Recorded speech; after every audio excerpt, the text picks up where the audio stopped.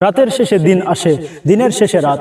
আমাদের জীবনে কেন আসে না ভরা পূর্ণিমা চাঁদ? অর্থাৎ আমরা আমাদের প্রত্যাশিত দিনগুলির মুখোমুখি কেন হচ্ছি না?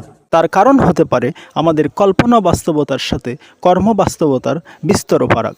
আমরা অমুকের মতো সফল হতে চাই, তার অবস্থানের মতো নিজেদেরকে কল্পনা করি, কিন্তু সে যেই অবস্থানে আছে তার এই অবস্থানের পিছনে যেই শ্রম, যেই মেধা, যেই চর্চা, যেই হাড়ভাঙ্গা খাটুনি, সেইটাকে আমরা দেখতে চাই না।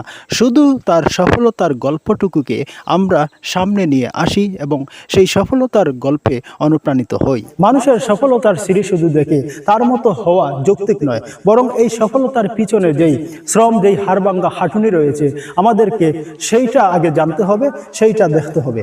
আমাদের শুধু অমুকের মতো সফল অবস্থানে চলে যাওয়াটাই যেন মুখ্য না হয়, বরং অমুকের মতো সফল হতে গেলে সেই শ্রম, সেই চর্চা এবং নিজেকে সেইভাবে যোগ্য করে গড়ে তোলা, তিলে তিলে গড়ে তোলাই আমাদের কাম্য।